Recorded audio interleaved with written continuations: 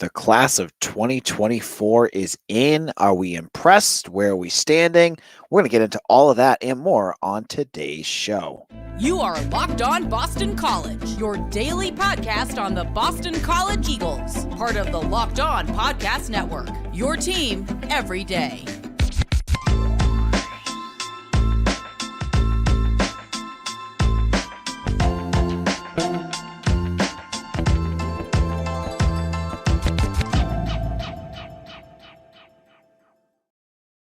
Hello and welcome. This is Locked On BC. I am your host, AJ Black. Today's episode is brought to you by FanDuel. Make every moment more. Right now, new winning customers get $150 in bonus bets with FanDuel. Folks, if you're in the comment section, I'm having a little bit of technical difficulty. Can you tell me if you hear me or not? Just checking something out really quick. We have a new microphone, and I'm not sure it's working. How about now? Nope. Still not working. I'm supposed to get a monitor on this thing. Okay, so you can hear me. All right, cool. Anyways, so today is National Signing Day. We get to hear what BC is doing with their recruiting class as they land 12 commitments on Wednesday. These are all recruits that many were expecting. We all knew that they were going to be coming. We all knew that they were going to be the 12 that, well, 11 at least, that you were expecting. And there was no big surprises. Jeff Hafley came and he talked about them after the faxes come in. I don't do they use faxes still? But they still had everything come through. And so who were the names and some of the things that they brought in? Now, one big position I wanted to talk about was linebacker, because it seems to be a very popular discussion topic on our Eagle Insider boards. And they landed a linebacker in this group. And I'm not sure how early he'll be available. I'm not sure if he will be someone that they can play right away. But Kamori Dixon is the player that they landed. And this is a kid that I heard about early, a kid that I thought I thought honestly they were going to lose. Penn State started to show interest in him. Some other schools started to show interest in him. And when that rash of decommitments happened, I thought Dixon would be the guy that ended up leaving. And he didn't. He stayed on. And so here's what Jeff Hafley had to say about him. He's a linebacker, 6'1", probably about 210 pounds right now, from Virginia. Very athletic linebacker, probably can play some safety. He'll probably grow into that type of guy who can come downhill and get in the box. Long, athletic, missed his junior year, but was highly recruited as a younger player, missed his junior year with an injury, came back, and we were all about him. That was a hard fight at the end. He had other people come in, but stuck with us. Yeah, so a lot of this, you're going to see trends here.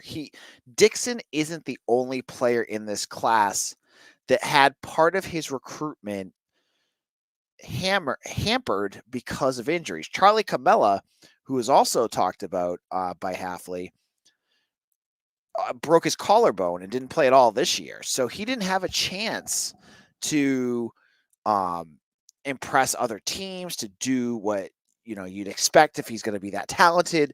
So that was a theme that came up today. There's some guys that were late bloomers, or guys that had things happen that kept bigger teams off. And when you're a school like Boston College, this is the things that happen. Like, these are the things that you kind of half expect when you're 6-6, you're coming off a 3-9 season.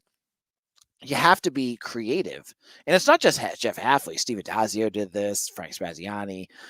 You go back, Tom O'Brien, they're all finding guys that are diamonds in the rough. And injuries that prevent them from playing could also be a reason why they're diamonds. And I thought Kamori Dixon was a big one. Now, the one I thought his comments were really interesting on was, and I'm going to probably mess his name up again, Pape Abdoulaye Sai from Senegal. Now, if you remember, Sai is a kid that just committed in the last five days Well, that's what I found out. I'm one of the BC recruiting specialists, and I only knew about him in the last couple of days. I knew he was offered by BC in October. He just started playing football in August. He went to the NFL Academy, and I missed that Osi Umanyore was one of his mentors there, who is friends with Chris Snee, who is an offensive line assistant for BC. So there's a connection there. There was a connection with a kid that ended up at Oklahoma as well. But this was another kid that, little at collegiate experience, obviously. But let's listen to what Jeff Hafley had to say. He said, "From Senegal, and no, I did not go out and visit him in Senegal. Found him in the NFL Academy. Blah blah blah blah blah. They sent us a bunch of film. You want to talk about a giant with a wingspan like I've never seen before? One of the coolest visits that we've ever had. You talk about someone that gets here with an appreciation and a smile on his face over the little things that make you kind of take a step back and appreciate it. Whether it's sleeping on a comfortable bed, it's the first time he's been in a bed that big, eating food, just so grateful that everything he could have on a visit with a huge smile on his face. Here we are watching and evaluating his films. He's doing drills in sand. We're watching video of this giant. It looks like it's 110 degrees. He's doing footwork drills in sand. He's running in sand, and boy, did he look athletic. He's got a chance, guys. He's a different build. He's a tough kid. He's grateful. It's really cool to see a guy get an opportunity like that, and I'm glad that we can bring him in. He's been committed to us for a long time.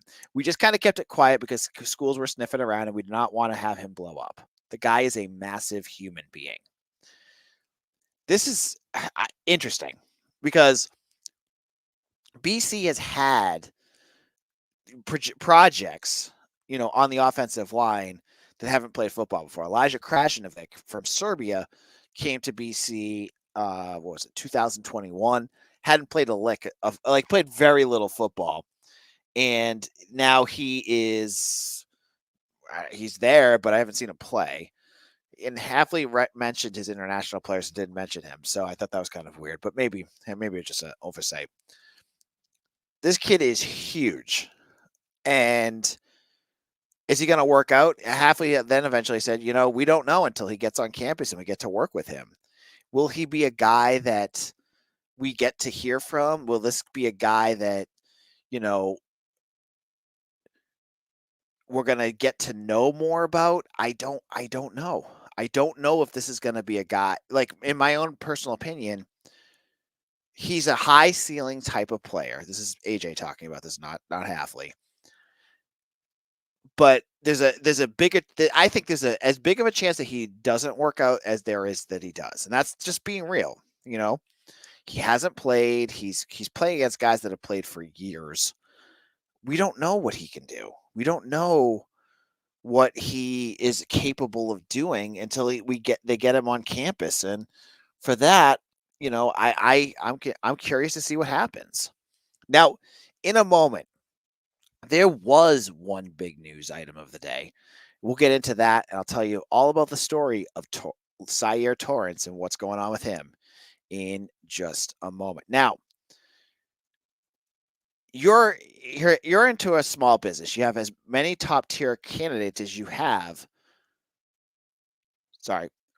When you're hiring for your small business, you want to have as many top tier candidates as possible to interview. That's why you have to check out LinkedIn Jobs. LinkedIn Jobs has tools to help you find the right professionals for your team faster and for free.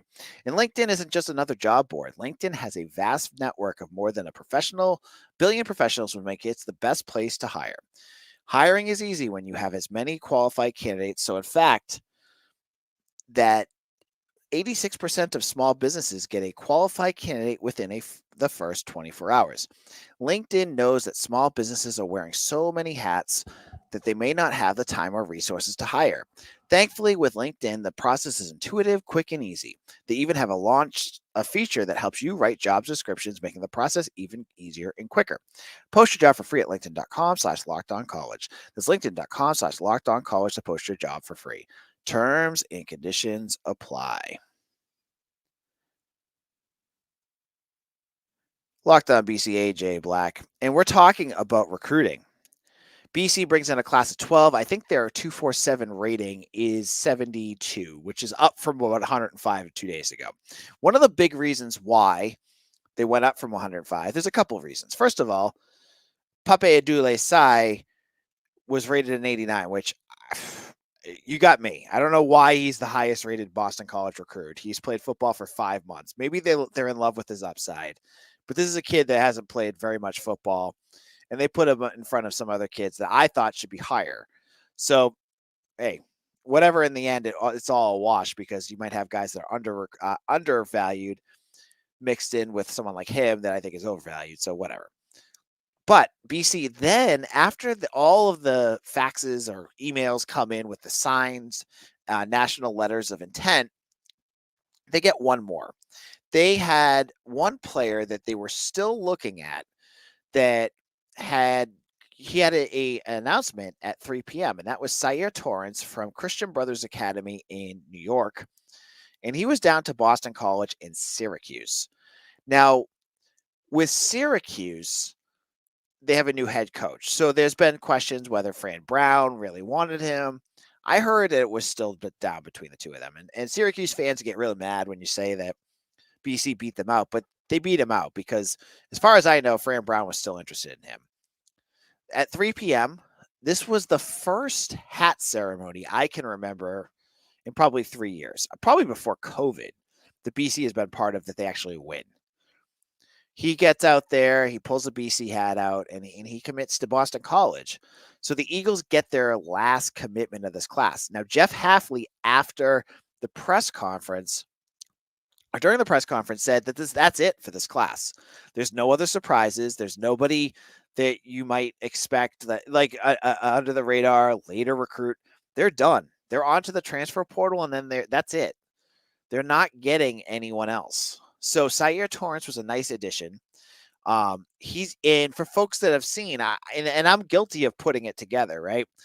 If you follow me on Twitter at AJBlack247, I put out I got a nice professional Photoshop of him done from 247, and it's listed as a wide receiver because that's what his profile is. But he's not coming in as a wide receiver. That's something I think that a lot of folks don't know. He's coming in on the defensive side. BC liked him on the defensive side. He played both at in New York, and they want to have him play defense. I heard from some of my sources that he could be playing a nickel, that they like what he can do. So this is the second defensive back in this class, not a wide receiver. And honestly, given the depth that BC has at wide receiver, that's good news because you don't need more wide receivers. I don't know what Jeff Hafley and the staff are looking at in terms of getting more wideouts here, but you had a good wide receiver group last year, and you have, like Jaden Skeet, Nate Johnson. You have, the transfer from Texas Tech, Bradley. There's a lot there. You need help. You need help badly in the secondary. And yes, I don't expect Torrance to play right away, but the more depth that you can add there, and talented depth, is a good thing. Now, he wasn't the only BC target that was announced on Wednesday. Now, the other one was Henry Hasselbeck, and I know a lot of folks were really excited about him, and I told you guys to pump the brakes yesterday when I heard that Jonathan Montague had committed, because they're going to take one quarterback. I've heard that Henry wants to play quarterback, and that BC is probably not all that interested in him. Now, I'm not gonna get critical of this kid because he's a high school kid just getting ready. He's committed to UCLA. All I'm gonna say is, when you read comments, I saw the Globe had one that said like, "Oh, it was such a hard decision," and it was so tough talking to Jeff Hafley. The comments that are being said are one side of the story. And I think that obviously he wasn't that big of a priority, or they would have taken him months ago. Believe me, they've been recruiting Hasselbeck for a long time. And I think they were trying to figure out whether they could fit him in, what the needs of the program were. Once they got Montague, it didn't seem like that big of a need. He ends up at UCLA. So all I'm going to say, good luck at UCLA with Chip Kelly. That's a great program to be a quarterback in. And that's it there. So BC, they do not get a 4-star recruit in this class. I don't think they got anyone even close to one. Actually, the kid that's played football for 5 months, Cy, he's the closest they came to a 4-star, which is, again, crazy. The overall ranking of this group, not good. They're dead last in the ACC. They're dead last in terms of, and Jeff Hafley talked about that. He's like, I took a small class, and the rankings, they're done by the, it's usually about the amount of recruits you have. And he's right there. Like if you're on 247, the rankings for teams are done by that. But if you're smart and you can click some buttons, you can also do it by the score of each recruit. What's the average score? And BC still lasts there too. So that's a quality, not a quantity analysis. But he still feels really strongly about this class. Now, he's a salesman. Of course, he's going to feel strongly about it. We have to wait to see how they perform, how they fit into what they are doing. And I'm not sure. I want to see what they do. I'm not gonna poo-poo these kids until they get on campus and perform. Give them a couple years. They're a I look at this group and I say developmental group. There's no high-end kids, at least I know of right now, that are like, wow. That, like Jaden Skeet, right? Like Jaden Skeet, you heard about him and you're like, oh, he's gonna play day one. And he didn't play day one, but he was up there pretty quick. And you have other kids that have come through that you're going, oh, this kid's going to play quick and this kid's going to play quick. But I'm not sure that there's anyone on this roster that honestly needs to play that early. So that's just my thoughts on that. Now, in a moment, there's this thought that BC needs to build a fence around Boston College. And we've heard about this a lot. And it's been a conversation that's happened a lot under Jeff Hafley and Steve Addazio. We'll get into all that in just a moment.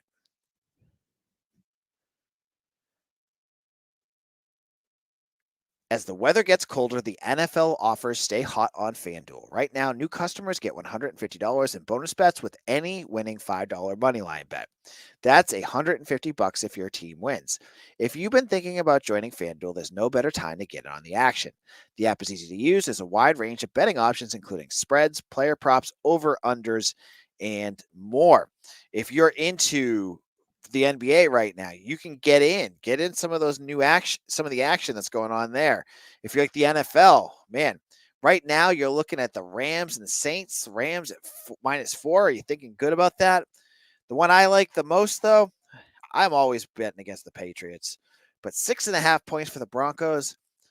I'm thinking the Patriots, they're going for that Caleb Williams, Drake May pick. They're going to screw something up. So I'm going with the Broncos, but not by that much. So visit FanDuel.com/lockedon and kick off the NFL season with FanDuel, the official sports partner of the NFL. Locked On BC, we are wrapping things up here on today's episode. If you have not, I want to let you guys know, if you haven't signed up yet, there is a special deal on Eagle Insider. It's 60% off. This is our National Signing Day deal. Up until January 2nd, if you want to get part of this, I had the Syair Torrence news before it broke. I have updates on transfer portals. I bug the staff constantly. Mitch and I are all over that. If you like Mitch's analysis, Beacon Street Balls, basketball analysis, BC Hockey Blogger just had an interview with Greg Brown on there. We have everything, and it's like $3 a month. So sign up now. If you want to support our work, if you want to get good BC content, this is the best place to go. So check that out. Now, one of the questions Jeff Hafley got on Wednesday was about, does this building a fence around New England? What are you happy with what's going on? Now, BC landed 2 commitments in New England. Charlie Camella, who was an under-recruited kid, and Jaden LaFontaine, who was an offensive lineman that they flipped from Kentucky. That was it. And we have been programmed under Steve Addazio and even a little bit under Hafley. I think he said before that he has, that they want to hammer home all the New England recruits. But Hafley had a different response in this press conference that I thought was really interesting. And I appreciated that he said it. He said, no, we're not building a fence around New England. Recruiting has changed. There's kids that are local that are going to go to Georgia. They're going to go to USC and schools around the country. And there's nothing they can do to stop them. His job is to find the best recruits from around the country, from around the world, honestly. They've got kids that are international now. And so Hafley talked a little bit about how, yeah, you do want to recruit in your backyard, but your recruiting plan can't live and die with New England. Because as we saw with Ryan Puglisi, with Gerby Lambert, with you name it, the kids there's a pair of twins from Connecticut that I don't think even looked at BC. You can't live and die by these kids because there's going to be kids that are dreaming of going to Notre Dame, going to Alabama, going to Clemson.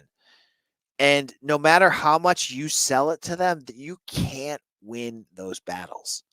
So what I think Hafley brought up, and I totally agree with, is this notion of tribalism around being a big fan of, just going after New England recruits and winning this area.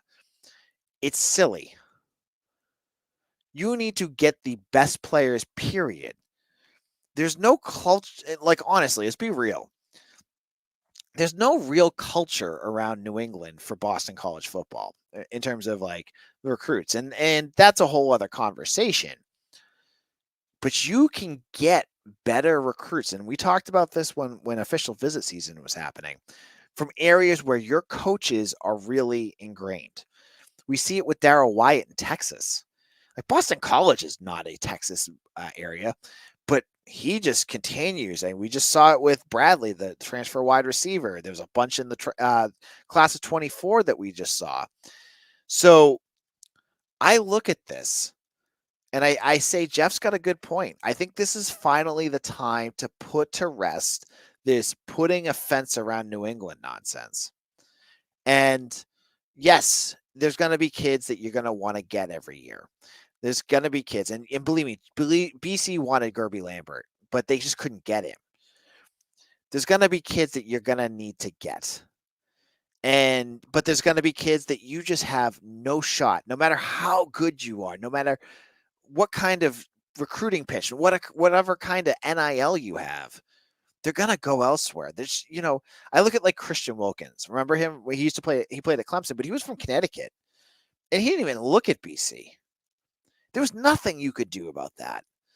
So you get kids in the New England area that just are not an option. And so Hafley is right. You have to look elsewhere. You have to be able to find areas where you can, find what you need, whether that is Georgia, Florida, Texas, California. I mean, they've gone all over the country with these classes. You look at the class they just had. I mean, Cedric Lott is from Texas. Turbo Richards is from South Carolina. You've got Jason Flint from Michigan. Ryan Boltwood, their JUCO, is from California. It's all over the place. So I don't agree. I don't think you need to have a heavy New England class. I think it needs to be represented, absolutely. But you don't need to live and die by that. So on tomorrow's show, I will be talking about the game against Lehigh, because Lehigh is happening. And we'll have Beacon Street on to talk about that. I'm also going to be recording tomorrow an episode with Mitch about the SMU game. We're going to talk to 247's head writer there as well. So we got a lot planned. So hopefully you'll be joining us. Hit that subscribe button. Make sure you subscribe to Eagle Insider as well. Become a VIP. And thank you all for listening so much. This is AJ Black. I'm heading out. I'll talk to you all soon. Thank you for listening to Locked On Boston College, your team every day.